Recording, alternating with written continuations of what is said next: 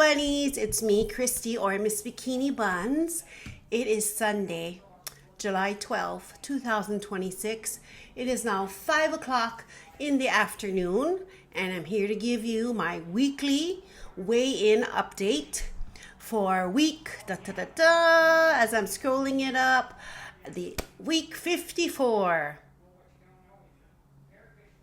So I just completed week 54 on a GLP-1 medication, and this is my results and the challenges and celebrations that I got this week. So here goes. This will be very short. Okay, so if you tuned in last weigh-in, you knew it was July 4th. That I ate hamburger and fries, and it didn't really agree with my GI system. It took 2.5 days for at least my stomach to feel okay, because after I ate the hamburger and fries, I felt really heavy. I was constipated for 2 days. I felt nauseous. And like Sunday, I went to the gym and I only did strength training. I didn't do cardio. And then Monday, I didn't do anything except go to work.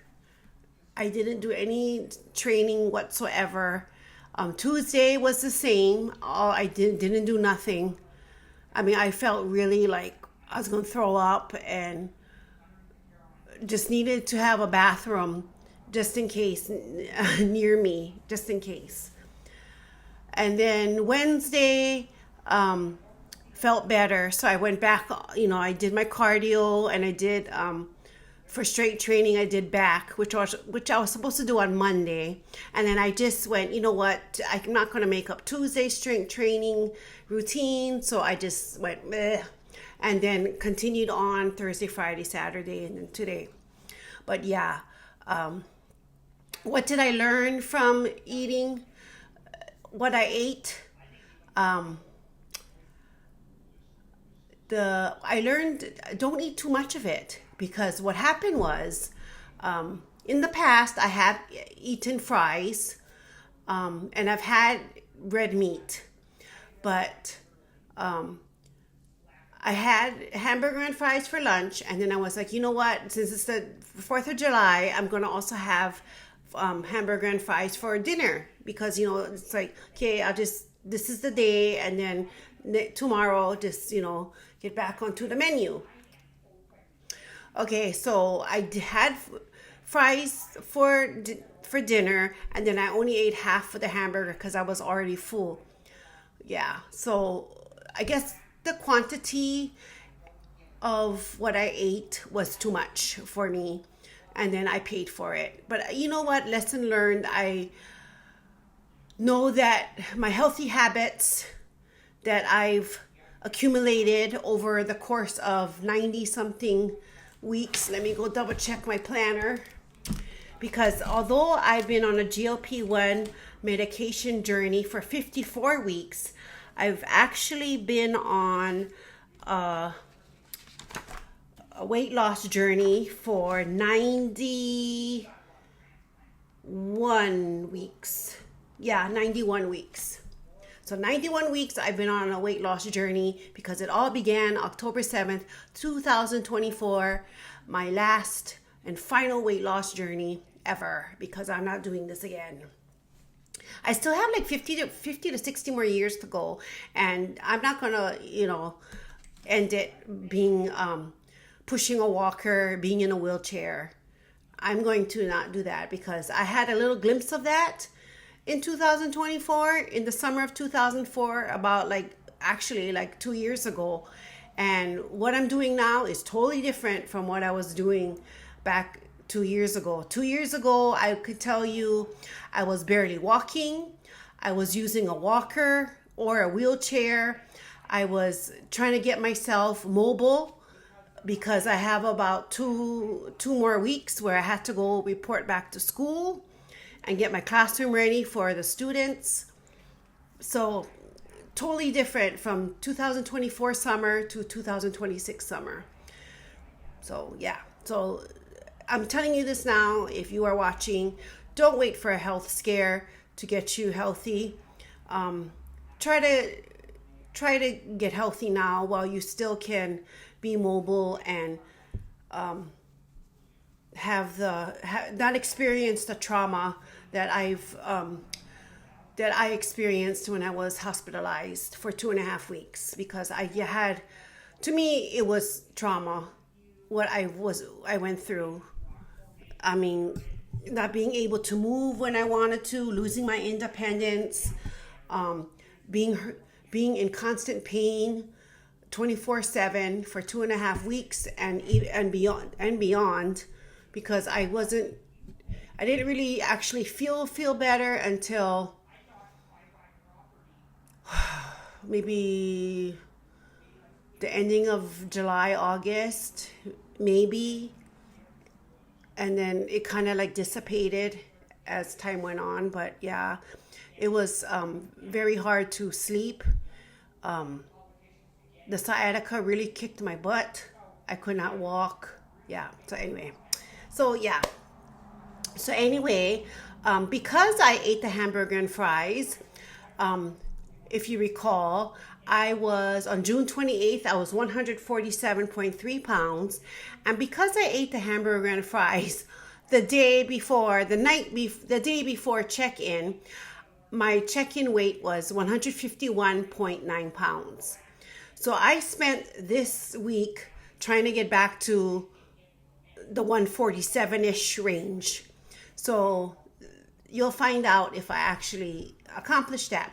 And yes, I'm looking a little sweaty. I don't know why, but it's hot in here all of a sudden. Anyway, so on July 5th, I was 151.9 pounds. July 6th, 152.7 pounds. July 7th, 150.9 pounds. July 8th, 149.8 pounds. July 9th, 148.7 pounds. July 10th, 147.8 pounds. July 11th, 147.5 pounds. And today, on July 12th, 148 pounds. So I'm back into the 147-ish, 148 pound range. And yeah, so feeling a little better and back to normal. So, which is good. But yeah, now I know, right? So I only did about 5 days of strength training this week, 4 days of cardio. Went to the pool about maybe 2 to 3 times this week, and went to work. Well, I tried to work in my classroom. Yeah, I went to work Monday through Friday. Tried to spend a couple hours in there and get things done. Yeah, because there's 2 more weeks of school opening up, so went there. And even tomorrow, but actually I'm going to try to go in and do something every day. Usually I don't, but I think stress wise I want to reduce my stress, so I'm trying to do a lot that I can do now, because my thing is, the more I do now, the less I do later on. So that is my philosophy. So the more I do now, the less I got to do later on. And like I said, we do have 4 days of before the kids return on August 3rd, 2026. That's a Monday. But so we report on Tuesday, and then the first 2 days is admin day, and two admin days, and one of it includes a professional development day. I think we're going to learn about math, because we have a new math curriculum now, Ready Math. And then Thursday, Friday is teacher work day. And in that teacher work day, yes, we have, it's that our time is our own, and we can, like, that's for setting up the classroom and do what you got to do. But that's not enough time to do what I have to do to get the classroom ready. That's why I start now. I mean, I start way because I like to do a lot of things now. So when the school year starts, I can I'm not all stressed out and sorry, I'm not all stressed out and trying to get things done, trying to get copies done, trying to, catch up because I know how that felt when I first started teaching, and it wasn't a very good feeling. You couldn't address the things, the things, the day-to-day things right away because you were still doing the things you could have done, prepared for. So I've learned over the years to do what I do now, so I have less stress, and it's been working okay. Because there's a lot of things to do. I think the most hard thing to do getting ready for a class is all the labeling I have to do, like the notebooks, the folders. I have to make password cards, their name tags. Because it was a strip and wax year for the floor for our building, I put everything back. I had to put everything back where it was. Also, kind of, did the thing where, okay, am I using this? If not, throw it away. Because you want room in your classroom to at least move around. Plus, I don't even have the school supplies yet, so there needs to be room for the school supplies somewhere. But yeah, so I'm really trying to get a lot of stuff done now so I don't have to panic and stress out on when I actually have to report to work. Because in addition to that, I have to get stuff ready as the grade level chairperson. So I have to, in the next 2 weeks, I have to work on the computer and get all these things done on the computer, like documents and stuff. So yeah, but I wanted it because I don't want to do recess duty. That's one of the perks of being a grade level chairperson. You don't need to one of the perks is you don't need to do recess duty. You're out of the rotation. Another perk is that you're not obligated to do something that is not curriculum related in relation to the school. Like if we have like a spring fair or something, I'm not obligated to work. I mean, I will work, but in the contract for the teacher thing, as a grade level chairperson, I'm not obligated to participate in volunteering for something like that. Isn't that great? So yeah, but I do it anyway because you got to be united, right, to with your grade level. So anyway, so that's it. That's my result. So I lost. I mean, it's not that bad, but I think I lost 3.9 pounds from July 5th to the 12th. Now, on a normal week, I'd be like, yay, I lost 3.9 pounds, but it was not normal because that was all water weight and sodium and all that kind of stuff, and I'm so glad it's like flushed out already. I don't know the scientific term because I'm not a doctor, nutritionist, whatever, but flushed out seems to be appropriate. All that junk is out, and then now I'm back to the regularly scheduled programming. And yeah, typical me, I always make my own setbacks. So going to go into week 55 at 148 pounds to see how much I can lose this week.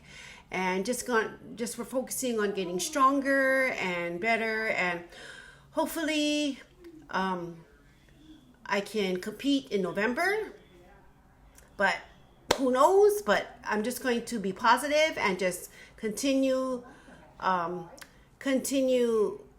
preparing for that. And if I don't, then I got a head start for April, so we'll see we'll see if everything aligns. If it doesn't align, that's okay, because we just, you know, we shift the plan and we just keep moving on, right? And then if I'm not ready in November, I'm not ready in November. It's okay. I'll just push it to April and everything will be okay. So that's where I am. And stick around for my check-in pictures that I sent my coach today and my weekly injection. I may have gave the wrong week. I probably did, because I always do that. But we're on week 55 for next week. So come back for week 55's update, and see you later. Bye.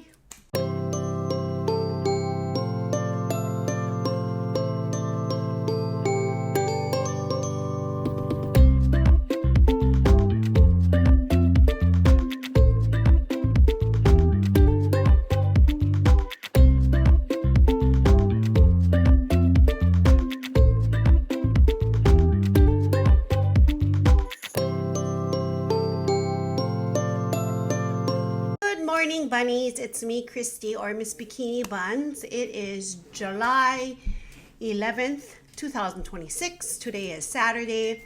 Saturday is my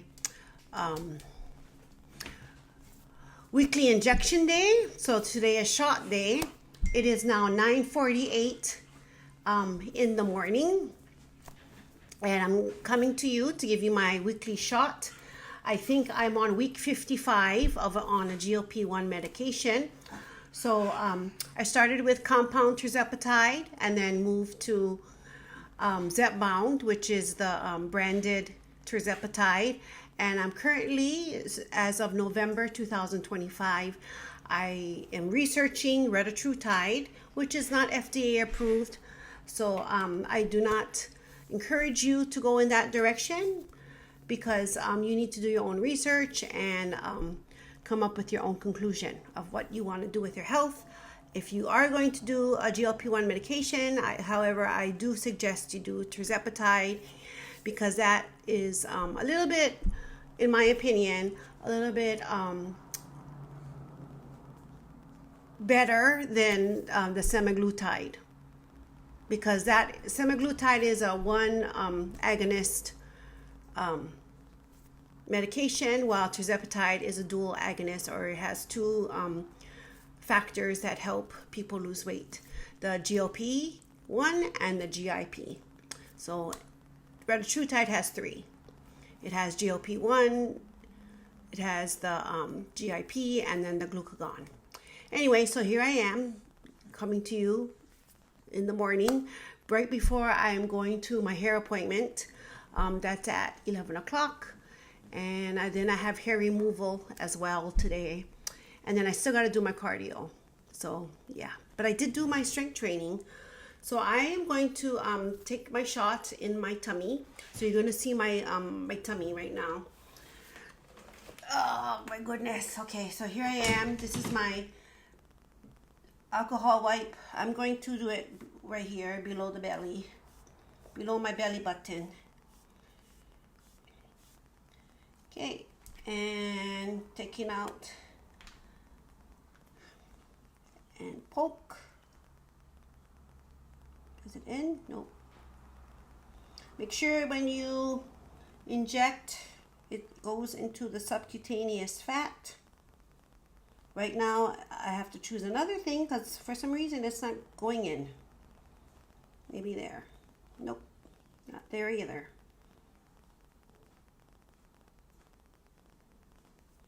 Okay, I guess I'm having a hard time today. Okay, do it again. And poke.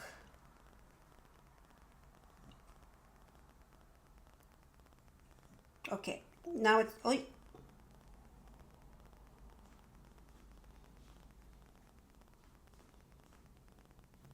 Oi.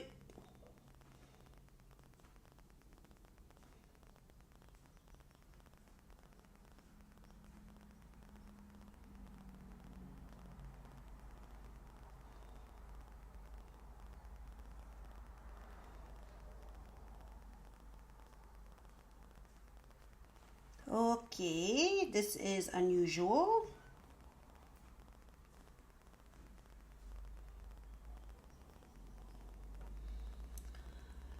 Okay, let me do something here.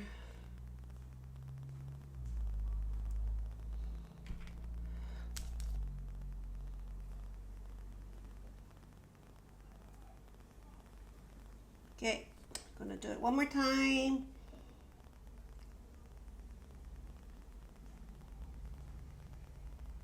Okay, it's in.